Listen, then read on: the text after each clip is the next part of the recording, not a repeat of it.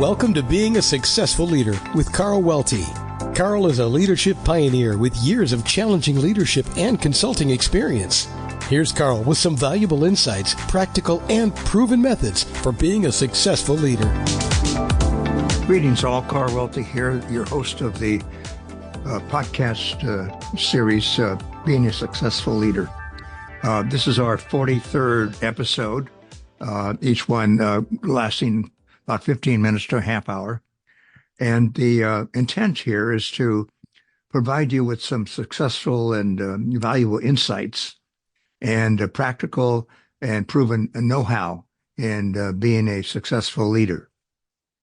The series revolves around what I call 3 leadership imperatives. The first is leadership begins with you, and you need to be a self-aware and skillful leader. The second then is that you develop a sound strategy for your organization, be that an organization as a whole or a particular organizational unit like a division or region, that sort of thing. And the last then is you need people to rally around your sound strategy to be invigorated to move it forward. You need a culture of commitment, not compliance, but a culture of commitment. So those are the 3 imperatives. Being a self-aware and skillful leader, having a sound strategy, and the third one then is building a culture of commitment. So each episode focuses on one or several of those, 2 or 3 of those imperatives. Now, the resources you have in addition to the audio here is that I have 3 books, one for each of the 3 imperatives I just mentioned, and you can see those on my website, welty.com. Scroll over to Leadership Resources, click on Books, and there you'll see the 3 books and how to order them from Barnes & Noble, Amazon, or the publisher, Ewing's Publishing.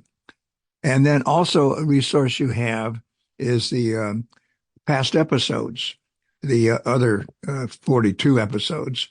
And I add to it each week. And you can access those through webtalkradio.net, webtalkradio.net, which is a provider of this service we're using, a podcast service. And what you do there is you then go over to channels, click on channels, go down to the section on leadership in the workplace, and then scroll down to my icon there, Being a Successful Leader. Click on that, and you'll see all the past episodes, and click on any one or several that you want to revisit or visit for the first time. So it makes a kind of a nice package here. We talk about it sometimes in a summary fashion, and then you can go to the book or books or the past episodes to add to your knowledge here. So I really like what we're doing. Today, the episode is the gap analysis tool, the gap analysis tool. I have facilitation tools in my book about building commitment, chapter 6 called Growing Teams. And at the back of that Teams chapter 6, you'll find Team Tools, a section Team Tools. And I have several tools in there that I handpicked to, I think, best suit you as a leader. And again, I keep mentioning that facilitation tools, learn about them, use them, and you'll find that the productivity of you and your team will be enhanced, and they like it. Team members like it. They're participating and not just sitting there, and you spread the kind of the participation around and not just a few people. So great. So make yourself available to that, and know that resource is there for you as you have your next challenge and trying to solve a problem, make a decision, or plan a course of action with your team. And I intentionally lead off that team tools section with gap analysis because it's a very broad tool, and we can fit other tools inside that gap analysis tool, which we'll talk about here in just a minute as we go along. Gap analysis is a broad tool, really helps you get started and do more than that, actually. And it's great for organization transitions, planning kind of your important organizational transitions and executing those. And so that's the main usage for it.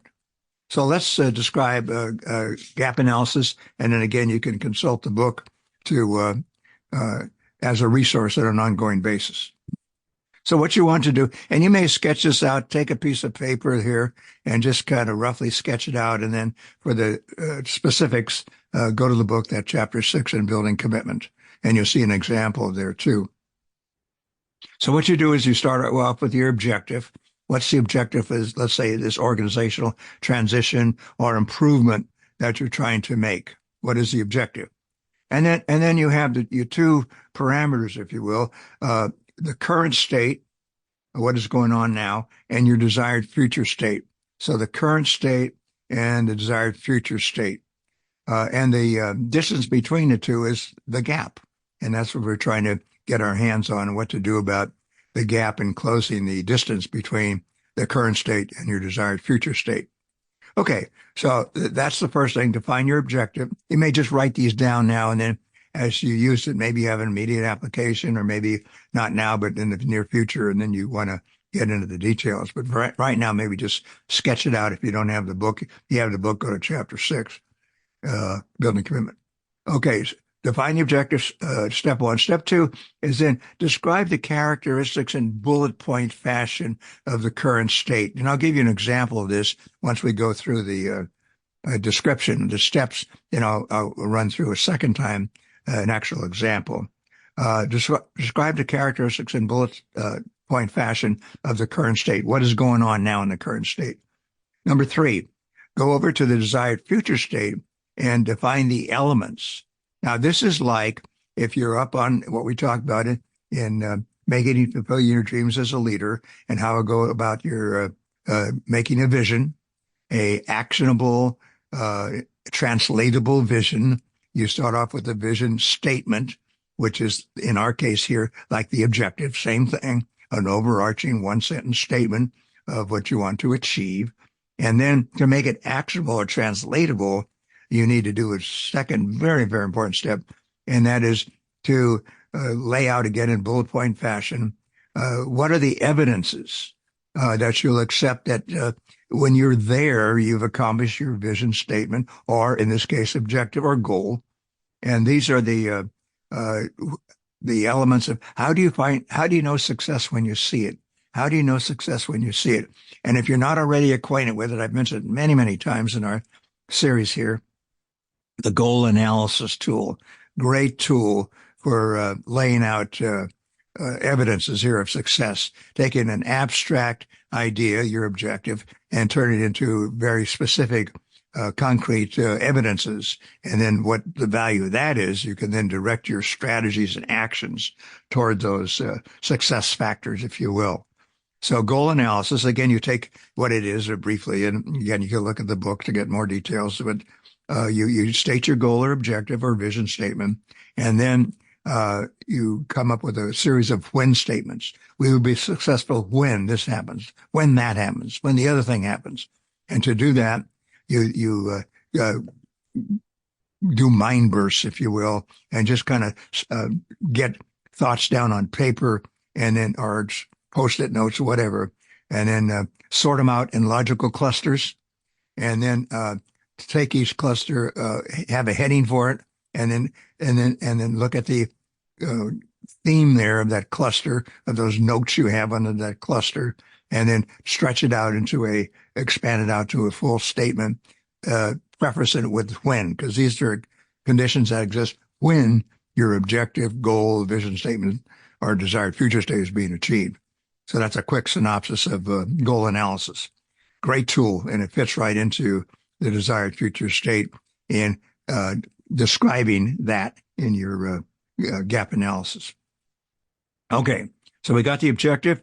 We described the characteristics of the current state. We defined very specifically the elements of the desired future state. And now you want to craft your project plan. How are you going to get from current state to future state, close the gap, if you will. And this is all contained, again, in the resource, Making and Fulfilling Your Dreams as a Leader, on how to develop the project plan. This is chapter 9 there, your action plan or project plan. You already have as described in Chapter 9, your project specifications. We just talked through that. You want to assign accountability for each of for the steps, perhaps.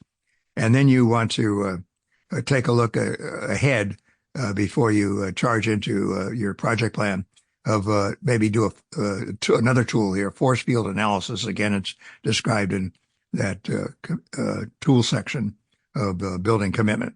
And you take a look at the driving forces, what's driving you to want to achieve this transition, if you will, your organizational transition or change, and what are some of the restraining forces, which often are not looked at as leaders. And we look at the driving forces, and this is great, we got to get going.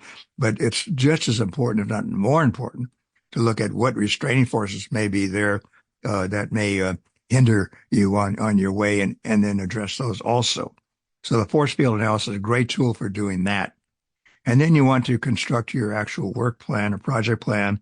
You may want to develop a little work breakdown structure, which is an outline of the work packages and the tasks underneath each work package, and then the work plan, which is a derivative of your work breakdown structure.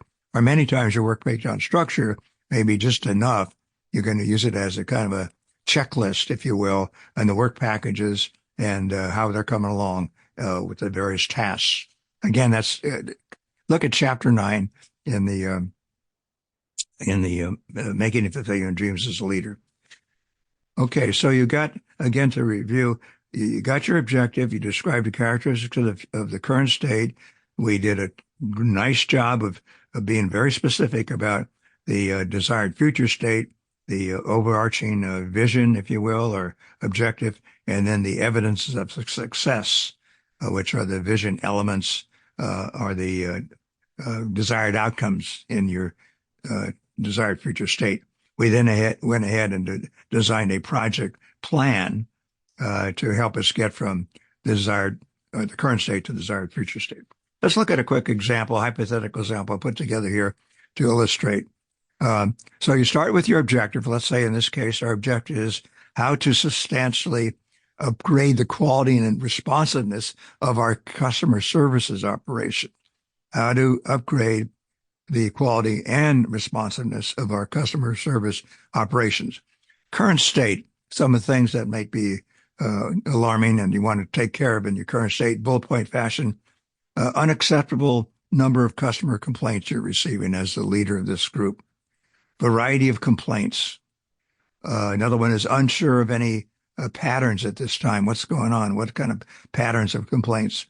And the last one I made note of here, quality customer service is currently not given the priority it deserves.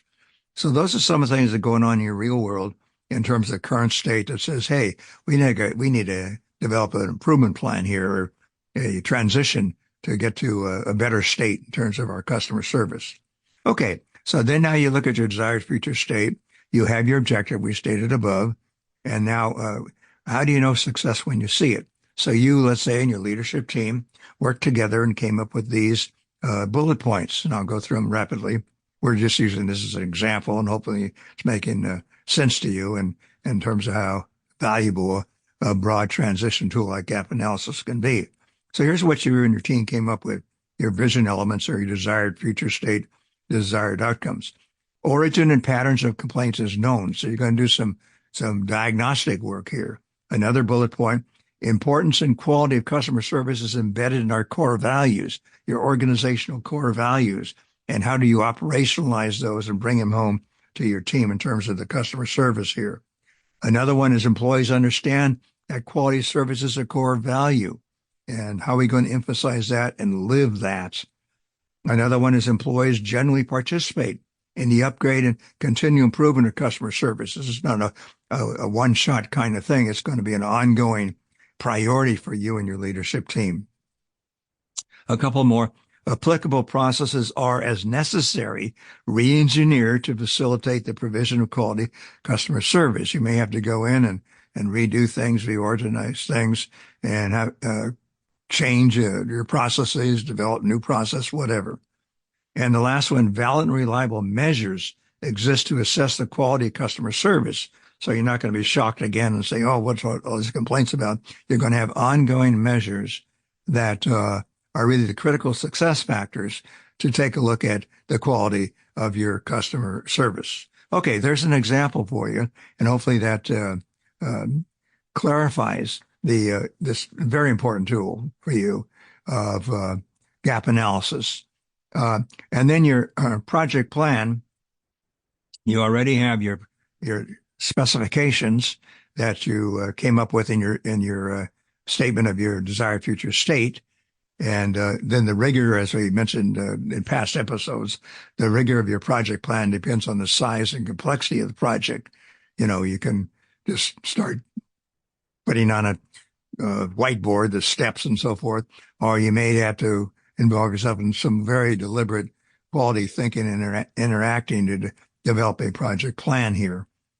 You look ahead, and we did the force field analysis in this particular case, and then perhaps a work breakdown structure where you look at the work packages necessary to move you from the current state to the desired future state, and then the tasks under each of these.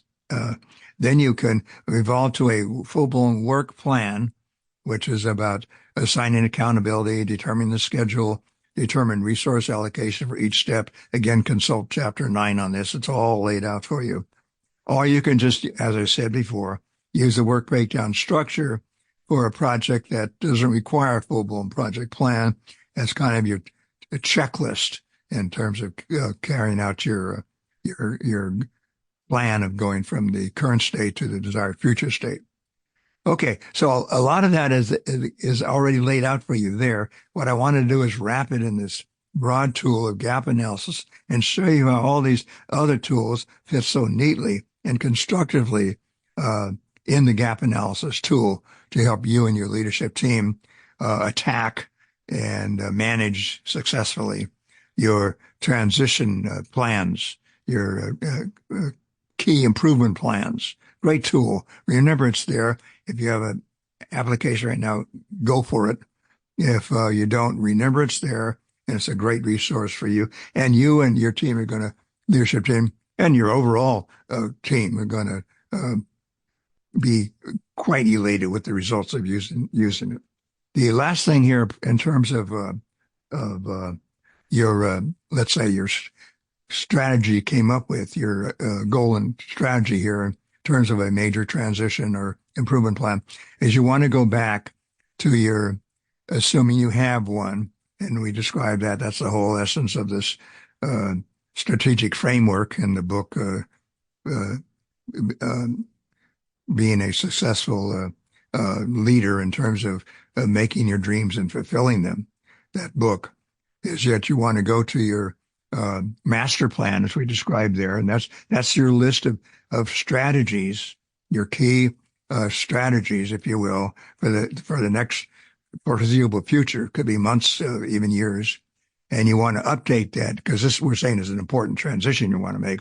So you want to update that master plan. And the master plan is, again, designed to be a strategy machine where you and your team continually update. You achieve one strategy, you celebrate, cross it out, add another one, maybe eliminate one at one time seemed to be important, but now is not as important. So you can only do so many things. And so you want to focus on the key strategies that are going to help propel you and your organizational team forward. That's why it's a strategy machine meant to be used for you and your team to update yourself, make changes, and really have strategic meetings around your master plan and how things are going.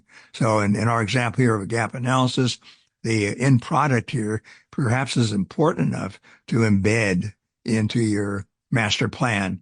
And if you don't already there, I suggest you work on that also. And again, making and fulfilling your dreams as a leader, you'll find it there. All right. Gap analysis tool. And I gave you a lot more than just that on how to use it and other resources that are already available. We talked about and how neatly they fit into the gap analysis tool. So it's there for you. Use it and you'll be grateful for it.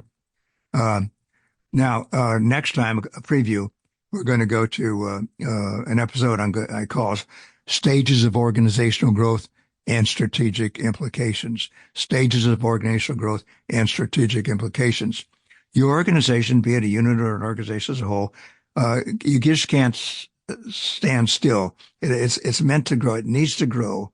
Sometimes just to survive. Other times to just get better at what you're doing. And so status quo is not an option.